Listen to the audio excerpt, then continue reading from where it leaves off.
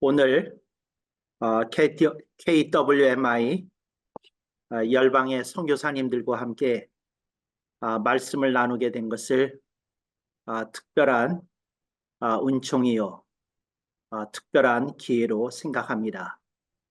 여러분들을 가끔씩 배워왔었는데 이 시간이 제게도 늘 기대되는 시간이고, 또 제게도 늘 다시 한 번 더 성령님 아래 무릎을 꿇는 계기가 된 것 같아서 감사를 드립니다.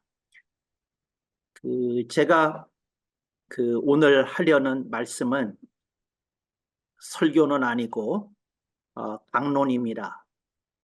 설교와 강론을 저는 특별히 구별하는데, 그 이유는 제가 일반 예배에서 설교를 할 때에는 은혜에다가 방점을 찍습니다.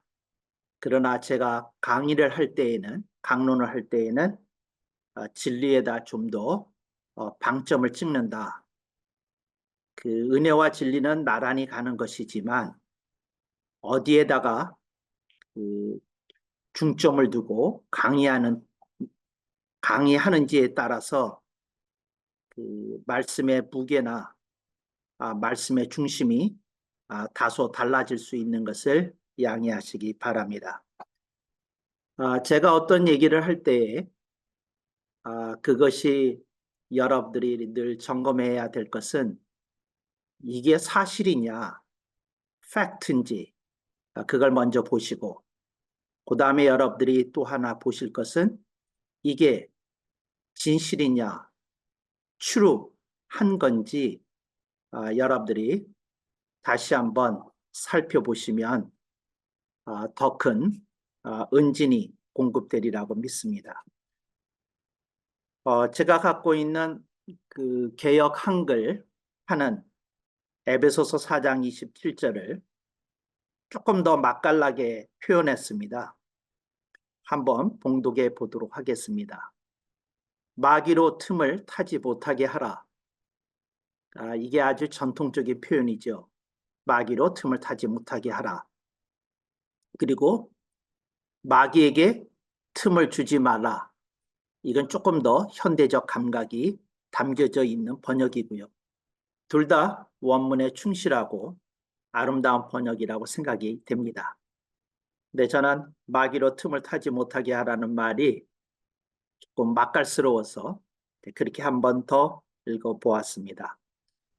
영성이라고 하는 말을 우리 기독교에서 할 때에 여러분들이 중요한 전제가 하나 있다는 걸 잊어버리시면 안 됩니다. 근데 만약에 이 전제를 잃어버리시게 되면 여러분들은 이제 인문학으로 넘어가게 되는 겁니다. 그래서 일반 종교학에서도, 일반 인문학에서도, 또 심지어는 사회학에서도 인간의 영성에 대해서 21세기 들어서 부쩍 자주 거론하고 있습니다. 우리 기독교에서 말하는 영성의 전제라고 하는 것은 무슨 말인고 하니, 이건 전부 시작부터 끝까지 성령님 아래 이루어지는 그 어떤 것을 의미한다는 겁니다. 그러니까 기독교에서는 성령님과 관계없는 영성이라는 것은 존재하지 않습니다. 그건 어떤 학자의 이론일 수는 있어도 그건 존재하지 않습니다. 그러니까 성령님에 의해서 시작이 되는 게 기독교의 영성이고, 성령님에 의해서 완성이 되는 것이 기독교의 영성이다. 이 전제를 무시하시면 안 됩니다. 인간에게 영이 있다는 것을 전제로 해서 그냥 성령님의 초점을 맞추기보다는 인간을 창조하실 때 하나님께서 심어주신 영의 초점을 맞추어서 영성을 얘기하려는 상당한 흐름이 있습니다. 저는 여기에 강력히 반대합니다. 성령님에 의해서 시작이 되고 성령님에 의해서 완성이 되는 것이 기독교의 영성이 되어야 된다. 이걸 전제로 합니다. 그런데 만약에 어떤 분이 저는 성령님을 믿지만 성령님에 의한 영성이라는 게 무엇인지 잘 모르겠어요 하시는 분은 아직 기독교의 영성에 제대로 입문하시지 않은 겁니다. 근데 기독교의 영성에 입문하신 분은 자신과, 그러니까 각자를 말합니다. 여기서 예수님을 믿는 각자와 자신과 성령님과의 관계가 어떻게 형성되고 있고 어떻게 진행되고 있는지는 각자가 알아야 됩니다. 왜냐하면 본인의 영성에 관한 것이기 때문에 다른 사람이 대신 말해줄 수가 없습니다. 그러니까 본인 스스로 나는 성령님과 어떤 관계이지? 나는 성령님을 어떤 하나님으로 모시고 믿고 살지? 이제 그건 본인이 얘기해야 됩니다. 또 성령님은 내 인생에서 사역에서 어떤 영향을 행사하고 계시지? 본인이 알아야 되고 본인이 말해야 되는 것입니다. 근데 이걸 이제 처음에는 잘 모를 수는 있지만 여기에 관심을 가지고 기초 정리가 되어 있어야 이제 기독교의 영성에 일단 입문하신 것이 된다. 이제 이 말을 꼭 드리고 싶습니다. 그래서 성령님과의 관계인데 오늘 강론의 그 주제가 영성의 유지입니다. 그러니까 먼저 전제는 통과해서 들어온 곳으로 간주하는 겁니다. 그러니까 어떤 분이 그 예수님을 구주와 주님으로 신앙 고백을 하셨구나. 세례를 받으셨구나. 그리고 본인이 예수 그리스도의 대속의 은총으로 사죄를 받았고 그 복음으로 말미암아 구원을 받았다. 이제 이게 형성이 되신 분에게 우리는 성령님이 내주하심을 분명히 믿습니다. 그런데 그 내주하시는 성령님이 나를 어떻게 지도하시고 인도하시는지에 대해서 본인이 모르고 있다면 제가 거듭 말씀드리지만 영성이 아직 제대로 입문했다고 말할 수는 없겠다 하는 말입니다. 네, 여기서 입문이라고 하는 말은 무슨 뜻인고 하니 그분이 성부, 성자, 성령 삼위일체 하나님을 분명히 믿으시기는 하지만 성령님과 본인과의 관계가 어떤 것인지 본인이 아직 모르기 때문에 입문했다고 말하기가 조금 어려운 측면이 있다 하는 것입니다. 입문했다는 말은 글자 그대로 문 안으로 들어왔다는 겁니다. 이제 성령님과의 관계가 뭐 충분하진 않지만 신앙인에게 성령님이 어떤 위치에서 지도하고 인도하시는지는 알고 내가 성령님과의 관계를 어떻게 형성해 나가는지는 내가 부족하지만 그대로 하지는 못하더라도 일단 충분히 이해하고 있다는 것이 전제되면 이분은 크리스찬 영성에 입문하셨다 이렇게 얘기할 수 있겠다는 겁니다.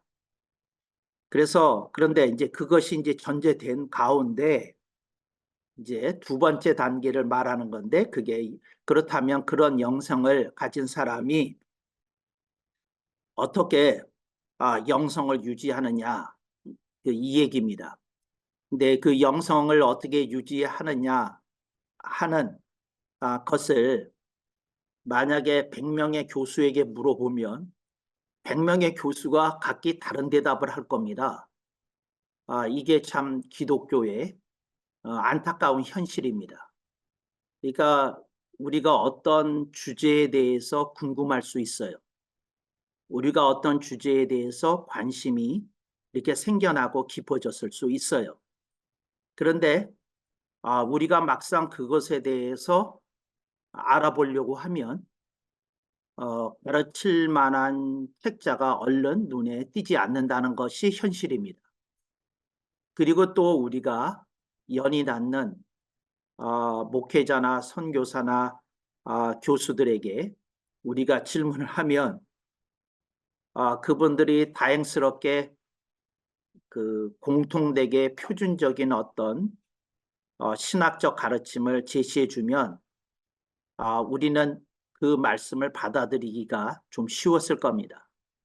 근데 이제 현실이 백인에게 물어보면 백인이 각각 다 다른 얘기를 하기 때문에 이게 저는 그런 현실이 안타깝다. 그렇게 얘기하는 겁니다. 성령님에 대해서 백인에게 물어봐도 백인이 그러니까 교리적인 의미의 성령님이 아니라 본인 각자가 체험하고 교통하는 성령님에 대해서 물어보면 각자가 백인이 각색으로 대답을 할 것이라는 것입니다. 그러니까 교리적인 것을 말하는 게 아니라 체험적인 설명을 요구했을 때 나타나는 현상이 그러하다는 겁니다. 그래서 저는 그 영성의 유지에 대해서 제가 몇 가지를 얘기를 할 건데 한 가지 주제를 가지고 최소 1시간씩 이상은 얘기해야 될 주제들인데 그냥 저는 오늘 여러분들에게 네 가지로 이제 일단은 얘기를 할 거고요. 근데 왜 네 가지뿐이겠어요? 시간 제약이 있기 때문에 네 가지로 줄인 겁니다. 왜 네 가지뿐이겠느냐? 근데 그 왜 네 가지입니까? 시간 제약이 있어서 그렇게 했습니다. 왜 네 가지입니까? 제 개인적인 소견으로는 이 네 가지가 다른 것보다도 먼저 조명되어져야 되고 적용되어져야 되겠다. 그렇게 생각했다는 겁니다. 근데 제가 계속 그 강론하면서 그 얘기를 하는 거예요. 무슨 얘기를? 제 개인적인 소견이라고. 왜 개인적인 소견이라고 얘기를 하느냐면 이건 교리적인 부분이 아니기 때문에 백인 백색이라니까요. 그러니까 다른 분한테 물으면 다른 얘기 하실 겁니다. 근데 그런 의미에서 얘기를 하는 겁니다. 근데 이게 그 여러분들에게 이제 도움이 되기를 간절히 바랍니다. 저는 논쟁을 하고자 KWMI에 나와서 강론을 하는 게 아닙니다. 저는 말씀을 지극히 사랑하고 말씀을 증언하고 증거하는 것을 제 목숨만큼이나 소중히 여기는 한 사람의 말씀의 사역자로서 여러분에게 이제 서서 저에게는 이것이 중요했다. 그리고 저는 이것을 다른 것보다 우선시한다. 영성의 유지에 있어서라는 주제에 있어서는 하고 이렇게 나누는 겁니다. 그래서 여러분의 소견이 다르다면 이제 여러분 소견대로 여러분 가르치시고 증언하시면 되겠습니다. 근데 오늘은 장성 교수의 그, 그 영성의 유지 이분은 어떻게 생각하고 있나 이걸 듣는 시간이다 이렇게 생각하면 좋겠습니다. 저는 영성의 유지에서 첫 번째로 중요한 것이 양식에 대한 허기라고 생각합니다. 여러분들이 그 사역자로서 얼마나 그 영적인 양식을 소중히 여기는지 제가 잘 압니다. 근데 제가 여러 그 사역자들, 제가 여기서 사역자라고 얘기할 때는 목회자, 선교사, 그리고 기관 사역자 다 포함해서 하는 말입니다. 근데 이분들을 제가 그 만나서 혹은 이제 같이 강의를 하고 세미나를 하면서 접촉하면서 느꼈던 것 중에 하나는 이분들이 수많은 그 목회자 세미나를 다니는데 이분들이 데이터를 갈망하더라고요. 그러니까 어떤 자료를 그 목말라 하더라고요. 그런데 저는 그때 무슨 생각이 들었느냐면 왜 데이터를 갈망할까? 왜 그 자료를 갈망할까? 왜 어떤 그 프로그램을 갈망할까? 이제 그런 생각이 들었어요. 그 여러분들은 그런 체험이 혹시 없으십니까? 목회자 세미나를 참석했어요. 그래서 좋은 그 숙소에서 편하게 이렇게 잘 지내셨어요. 식사도 나름 훌륭했어요. 잠도 잘 자고 잘 씻고 잘 드셨어요. 또 거기서 깔끔한 교환까지 프린트해서 줬어요. 또 거기 무슨 행사 중에 잠깐 여흥도 있고 또 무슨 경품도 있고 또 뭐 타기도 뭐 하고 그러면서 또 반가운 얼굴들도 몇몇 분 봐서 교제 나누고 그리고 참 좋았어요. 근데 제가 궁금한 건 이거죠. 돌아오는 길에 어떤 영적인 허기를 안 느끼시는가? 그러니까 다 프로그램대로 진행됐는데 그 스스로 생각이 들기를 '내 안에 채워지지 않는 이게 뭐지?' 이렇게 좋은 말씀 듣고 다양한 강사님의 그 포인트를 얻고 자료도 풍성히 갖고 그렇게 가는데 '이게 뭐지?' 이걸 저는 영어로 이렇게 표현합니다. "Something lacking." 뭔가가 모자란 거예요. 뭐라고 뭐 딱 핀포인트 할 수는 없는데 뭔가 이렇게 빠진 것 같은 나사가 이렇게 그 고장 난 듯한 뭐라고 설명할 수 없는 그 어떤 느낌을 안 받느냐는 거죠. 저는 영성의 유지를 위해서 제일 중요한 게 이 양식에 대한 허기라고 생각이 돼요. 그래서 프로그램과 데이터와 자료와 양식을 구분할 줄 알아야 됩니다. 그래서 여러분이 데이터나 자료나 프로그램을 통해서 얻게 되는 건 에너지입니다. 어떤 에너지를 얻어요. 근데 에너지는 칼로리하고 똑같아서 잠시 쓰다 보면 소진되고 소멸돼요. 없어요. 그런데 양식은 그런 게 아니라 샘과 같은 거예요. 뭐가 속에서 자꾸 그 말씀이 그리고 올라오면서 피폐해지려는 내 영성을 보호해 주고 막아 주고 건져 줘요. 그리고 나를 예수님과 복음과 사역에 대해서 다시 한번 자세를 고쳐 잡도록 나를 채워 줘요. 이제 이런 걸 저는 양식이라고 부르는 거고 저는 그 데이터나 자료나 프로그램은 에너지를 준다. 이렇게 하는 겁니다.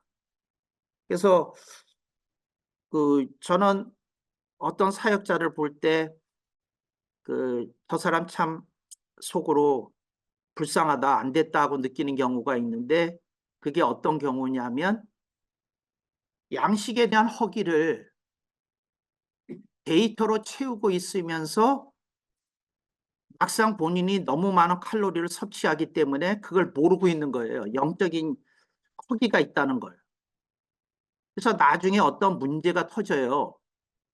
가정에서 또 터지든지 선교 현장에서 터지든지 인간관계에서 터지면 그때 비로소 양식을 찾거든요.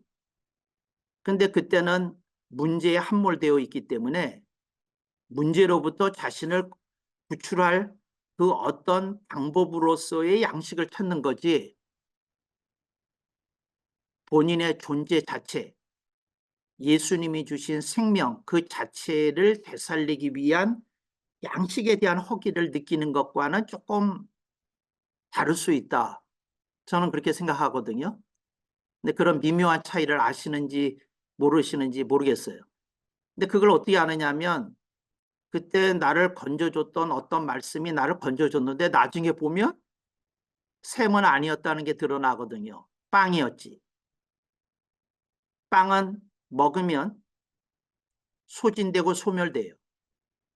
샘은 속에서 계속 흘러나와서 나를 적셔주는 거고요.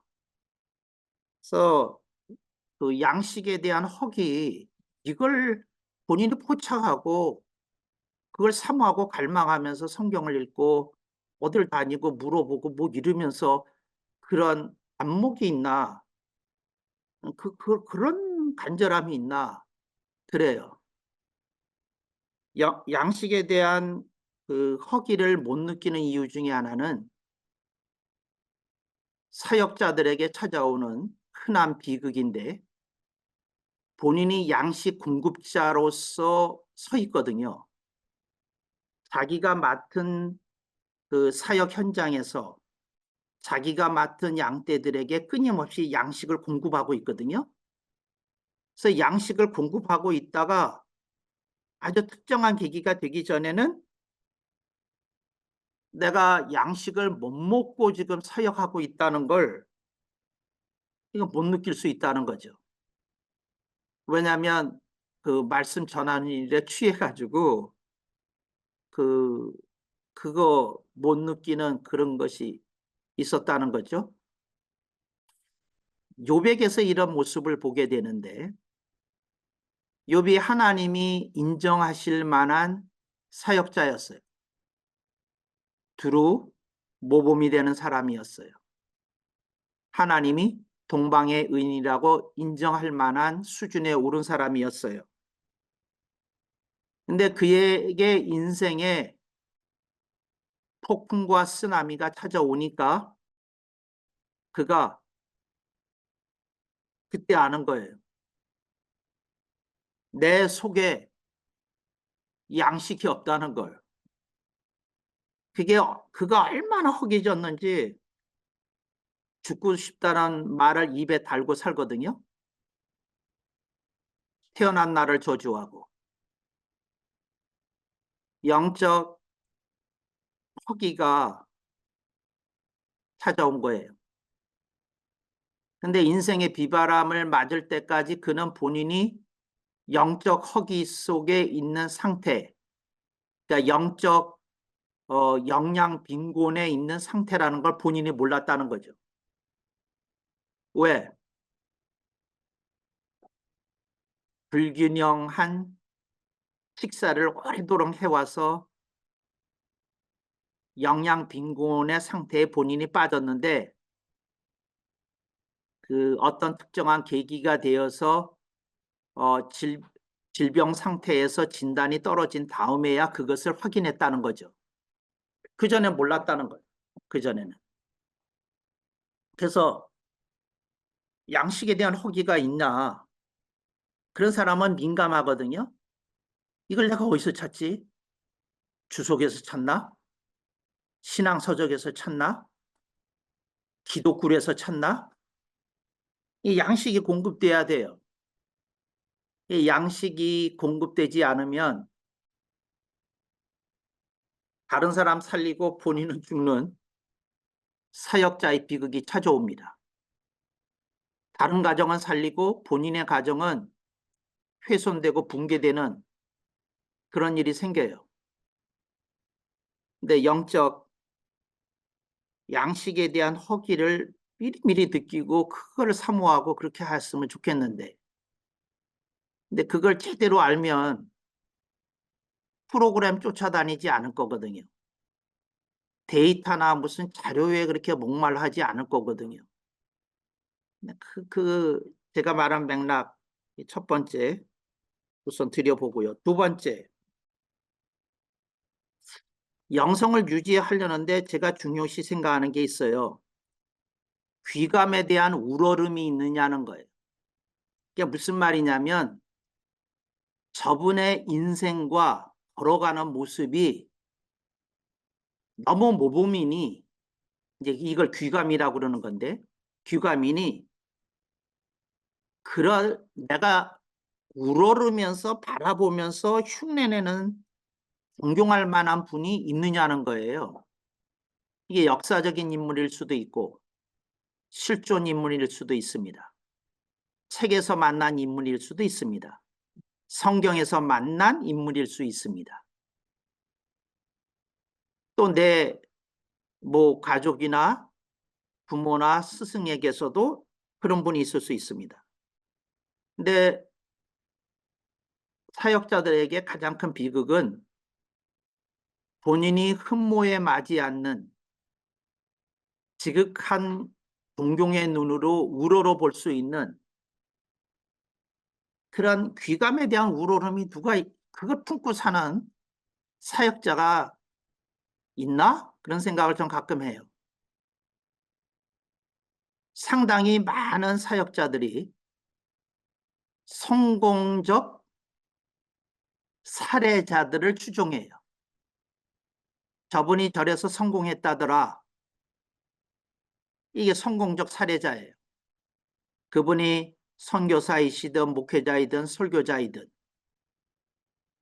그리고 그분의 목회 방법이나 프로그램을 흉내내요. 근데 저는 그런 얘기를 하는 게 아니라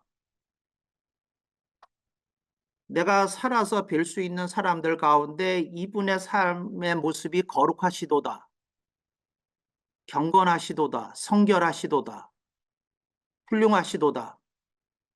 그래서 내가 위로 이렇게 고개를 들려서 우러러 볼 수 있는 분 한 분을 모시고 내가 그 흉내라도 대면서 이렇게 살아야 되는데,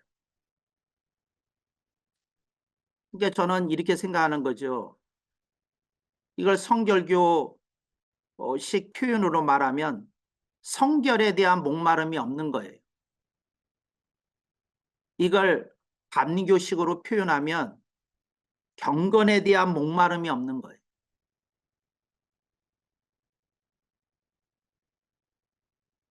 이걸 장로교식으로 표현하면 하나님의 영광에 대한 목마름이 없는 거예요. 그러니까 성공 사례자가 우리들의 마음속에 큰 비중을 차지하게 됐다는 거죠.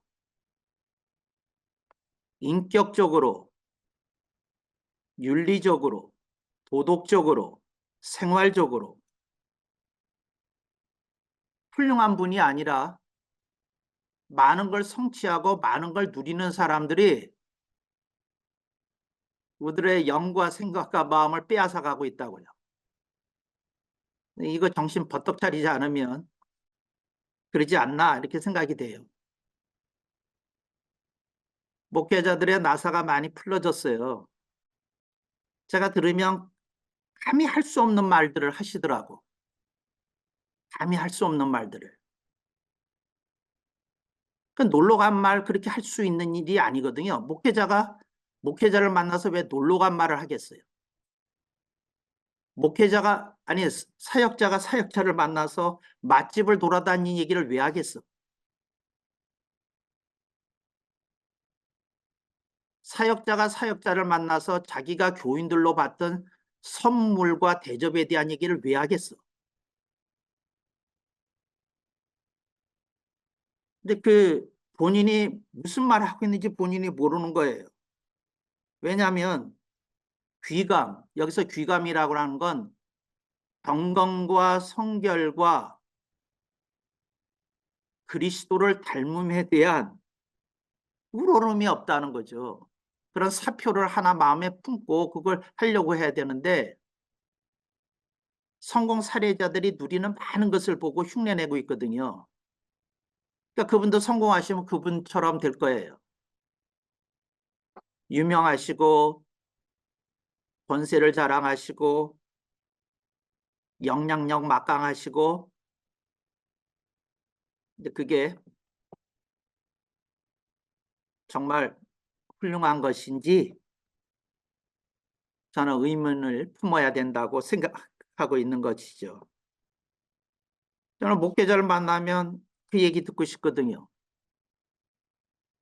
제가 경건과 성결의 사표로 생각하는 분이 누굽니다. 부족하지만 그분의 이 모습을 보고 저도 조금 따라 하려고 합니다. 그런 게 각이 딱 서 있는 사람은 그렇게 해야 하지 말아야 될 말이 나올 리가 없거든요. 생활 속에 뭐 하다가도 싶다가도 아차, 내가 이렇게 선 넘어가면 안 되지? 그리고 다시 돌아오거든요.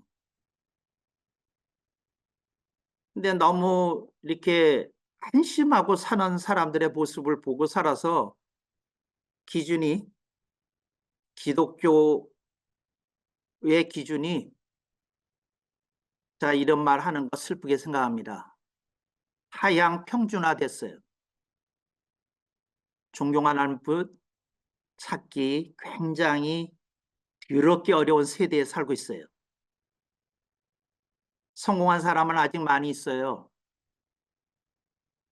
근데 그게 어떤 의미인지 좀 생각해 봐야 된다.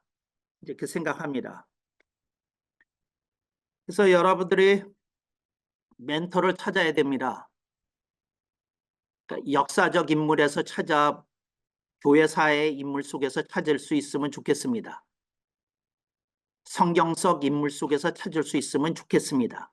여러 사람을 종합해도 괜찮습니다. 또 여러분들의 인생을 가이드할 만한 그 책이 그 성경 말고 뭐가 있는지 조금 있었으면 좋겠습니다. 여러분에게 눈을 부릅뜨고 책망할 수 있는 어른이 여러분에게 있는지, 그리고 여러분이 그렇게 겸허하게 물을 수 있는 사람이 있는지 생각해 봐야 됩니다. 사역자들이 너무 어른이 됐어요. 그 어른의 의미가 나쁩니다. 아무도 싫은 소리를 할 수 없는 지위에 올라갔다니까요. 이게 참 슬픈 일이죠. 그런 일이 일어나고 있다. 안타깝네요. 세 번째 얘기를 드리겠습니다. 세 번째 얘기는 뭐냐면, 이것도 제 개인적인 소견이 강하다고 느끼시겠네요.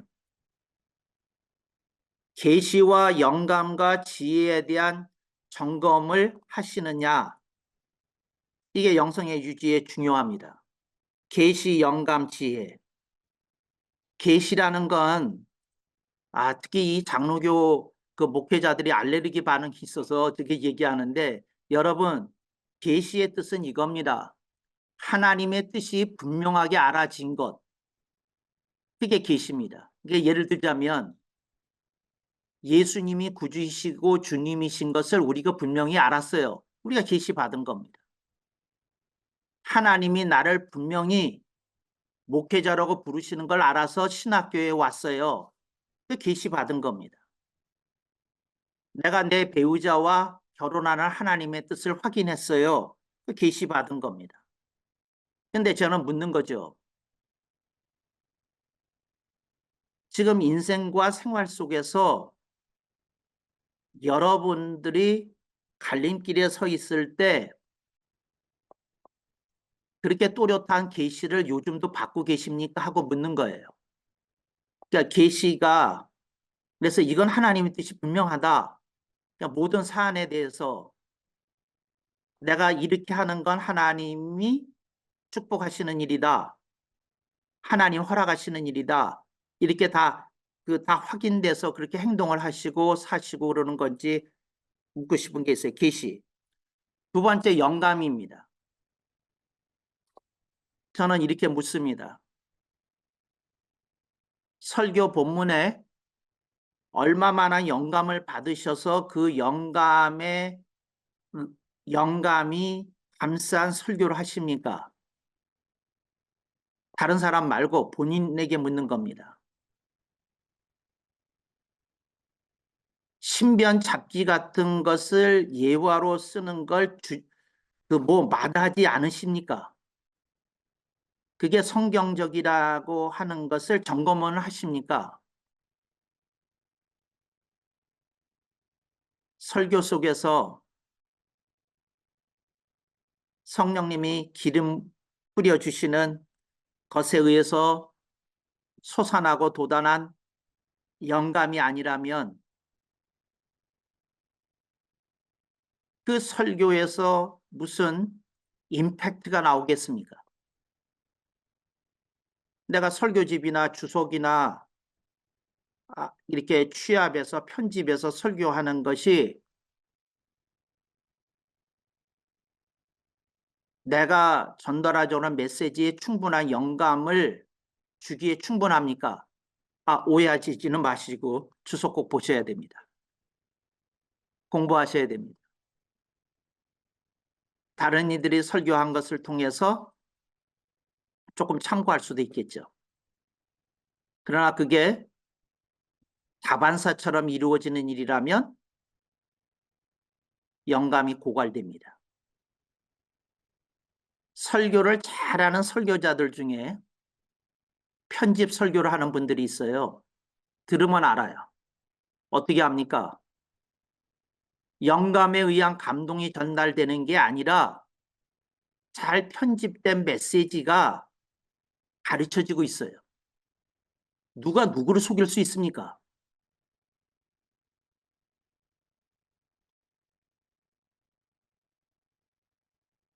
성령님을 속일 수 있겠습니까? 아닙니다. 지혜에 대한 얘기를 하겠습니다. 지혜는 말씀 공부를 많이 하고 책을 많이 읽고 그리고 삭히고 기도하고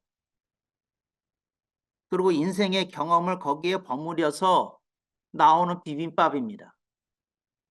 근데 성경도 충분히 읽지 않았어요. 관련 서적도 충분히 읽지 않았어요. 묵상도 충분히 하지 않았어요. 공부도 충분히 하지 않았어요.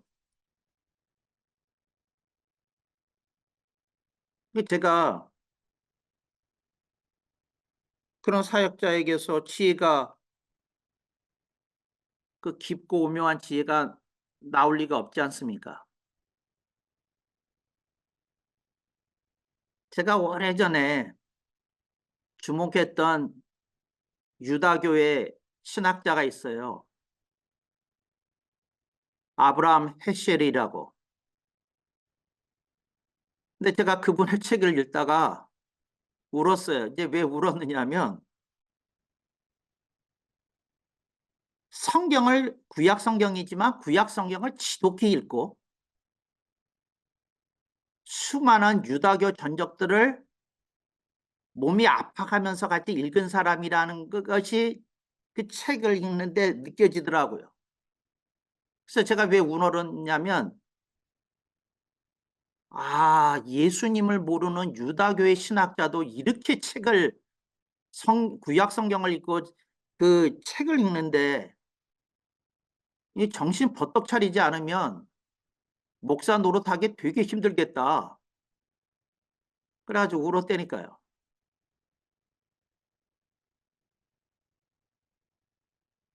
제가 그 깨우침이 있은 뒤로 아직까지는 금년까지는 그런데 모르겠어요. 저도 몸이 아파 보기 시작해서 몸이 아플 정도로 책을 읽어요. 몸이 아플 정도로 성경 읽어요. 몸이 아플 정도로 기도해요.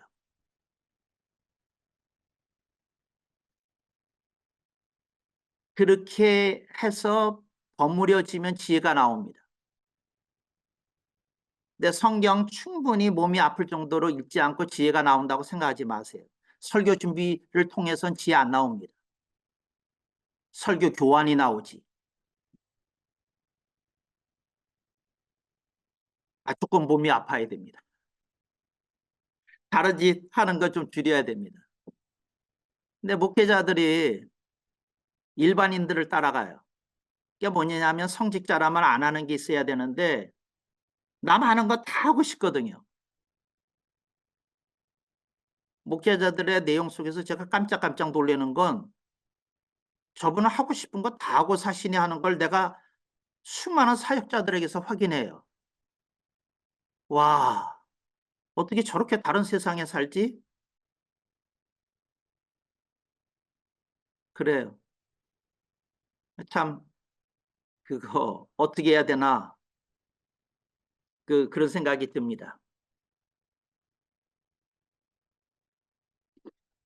네 번째, 마지막 네 번째입니다. 근데 이게 그냥 오늘의 강론의 끝이라는 얘기지 이게 전부 다라는 얘기는 당연히 아니고요. 일상에 대한 시스템이 있느냐 하는 겁니다. 일상에 대한 시스템이. 그러니까 저는 묻는 게 이런 거죠. 일상을 그러니까 눈 뜨고 잠잘 때까지 그 하루에서 내가 초점을 맞추는 데가 있냐는 거고 나를 움직이는 시스템이 있느냐는 거고 내가 그 시스템이라는 것이 효과적으로 이렇게 구축이 된 시스템인지 내가 점검이 완료된 것이고 내가 그것의 효용성을 충분히 입증한 것이며 그것에 의해서 내가 일상생활을 살고 있는 것인가 하고 묻는 겁니다. 그래서 일상에 대한 시스템 이거 갖춰야 되거든요. 근데 일상에 대한 시스템 갖추지 않으면 세월 갑니다. 허송세월 됩니다. 그리고 뒤늦게 깨닫습니다. 질병이 찾아오거나 재난이 찾아오거나 인생의 위기가 찾아올 때 그때나 깨닫습니다. 근데 그때는 많이 늦거든요. 아주 늦었다고는 얘기하지 않겠습니다만 많이 늦거든요. 왜 늦느냐 하면 제대로 사역할 수 있는 시기는 따로 있거든요.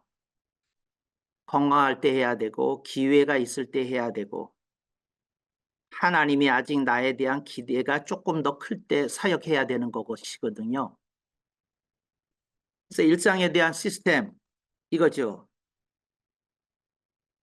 본문 다시 돌아갑니다. 마귀로 틈을 타지 못하게 하라. 마귀가 그렇게 틈을 타게 한다고 생각해요. 저는. 그게 뭐냐면 너는 세미나나 돌아다니면서 자료나 구하고 에너지나 충전해라. 근데 여기에 길들여지면 마귀가 보는 틈이라는 거 저는 그런 것을 생각하는 거죠. 두 번째, 너는 성공 사례자나 바라보면서 흉내내면서 그렇게 인생을 살아야 된다. 왜냐하면 네 인생도 성공해야 되니까. 그런 무의식적인 흐름이나 압박 속에서 살게 되면 이게 사탄이 즐겨하는 틈이다. 그렇게 생각하는 거죠. 너는 계시는 아예 생각도 말라. 잘못하면 이단되니까. 영감 너는 이런 거 생각하지 마라. 왜? 잘못하면 신사도 되니까. 지혜 이런 거 넌 생각하지 마라. 왜? 잘못하면 인문학에 빠질 테니까. 근데 이딴 어떤 위협과 경고 속에 빠져가지고 기독교가 참으로 제시하는 계시와 영감과 지혜에 외면하고 산다면 그게 사탄이 노리는 틈이다. 저는 그렇게 생각합니다. 일상에 대한 시스템 얘기합니다. 성령님이 여러분의 일상을 보시고 여러분에게 하시고 싶은 말씀이 있을 겁니다. 너 뭘 줄여라. 너는 뭘 하지 말라. 너는 뭘 해라. 그리고 너는 뭐를 갈고 닦아라. 그리고 네가 해야 될 일이 있다. 근데 이런 것에 대한 점검을 성령님으로부터 받을 수 있으면 진정한 의미의 성령님과의 교통이다. 이렇게 생각하는 거죠. 근데 대부분의 사람은 성령님과의 교통의 의미가 무엇인지를 잘 모르기 때문에 눈 뜨고 눈 감고 잠이 들 때까지 자기의 유식이 판단하는 대로 인생을 살아가요. 그리고 성령님은 꼭 어려운 일이 생겼을 때만 콜하고 성령님과의 관계가 주종 관계가 아니라 협력 관계로 바뀌어 있는 분들이 많아요. 사역하는 아니 마음으로는 안 그러시겠는데 신앙적인 태도에서는 안 그러시는데 실제적으로 드러나는 모습 속에서는 성령님과 관계를 협력 관계를 유지하는 분들이 의외로 많다는 거예요. 이게 주종 관계가 돼야 되는데 성령의 주인이 되셔서 우리를 커멘트 하시고 인스트럭트 하시고 티치 하시고 가이드 하시고 다 이렇게 돼야 되는데 근데 이게 안 되는 것이 의외로 많은 것 아니냐 이렇게 생각합니다. 그래서 마귀로 틈을 타지 못하게 하라. 이 틈을 메우라는 게 이제 오늘 강의 얘기고요. 저는 그중에 어디 4가지 뿐이겠습니다만 4가지를 제시하는 것이지요.